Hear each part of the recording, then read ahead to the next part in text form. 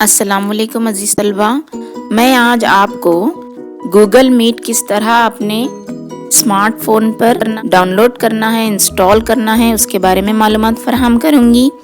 کیونکہ ہم تمام اساتذہ آپ کو آن لائن کلاسز لے رہے ہیں، حالانکہ ہماری تعداد کافی زیادہ ہونے کے باوجود بہت کم طلبہ اس میں حصہ لے رہے ہیں، تو میں نے سمجھا شاید آپ لوگوں کو گوگل میٹ یا دوسرے جو آن لائن کلاسز کے ایپس ہیں وہ انسٹال کرنے میں مشکلات پیش آ رہی ہوں گی، اس لیے میں نے آج یہ کوشش کی ہے کہ آپ کو بتلا سکوں اس طرح اپنے اسمارٹ فون پر آپ Google Meet app download کر سکتے ہیں۔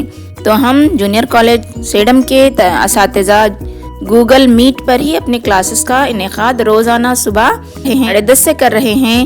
تو آپ کیا کریں گے، اس طرح آج اپنے اینڈرائیڈ فون یا پھر اسمارٹ فون پر گوگل ایپ جو ہے ڈاؤن لوڈ کریں گے۔ اس کے لیے سب سے پہلے آپ کیا کریں گے، پلے اسٹور کر کے ایک آپشن ہوتا ہے، دیکھیے یہاں پہ پلے اسٹور کر کے یہ ٹرائنگل دکھائی دے رہا ہے نا، اس کو آپ کو کلک کرنا ہے۔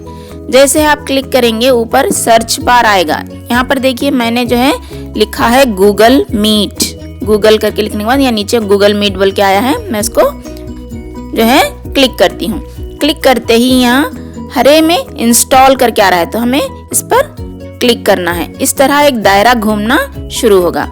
دائرہ جب تک مکمل نہیں ہوتا تب تک آپ کو اپنے فون کو ٹچ نہیں کرنا ہے، اور جب مکمل ہو جائے گا دائرہ اس کے بعد وہ خود بخود اوپن کروں کیا بول کے پوچھتا ہے، تو اس وقت آپ کو اوپن کرنا ہے۔ دیکھیے یہ دائرہ مکمل ہو رہا ہے، ہاں دائرہ مکمل ہو چکا ہے، دیکھیے میرے پاس آ گیا ہے، دیکھیے لاسٹ میں یہاں آپ دیکھ رہے ہیں نا، یہاں پہ جو ہے گوگل میٹ آ چکا ہے۔ تو جو ہے اس طرح آپ انسٹال کر کے رکھنا ہے۔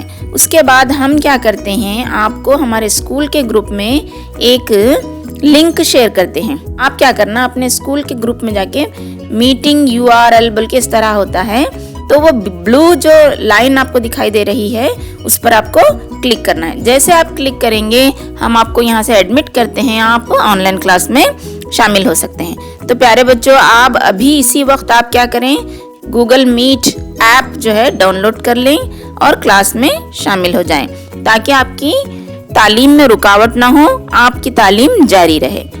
ٹھیک ہے، اللہ حافظ، شکریہ، ہمیں اپنی دعاؤں میں ہمیشہ یاد رکھیے گا۔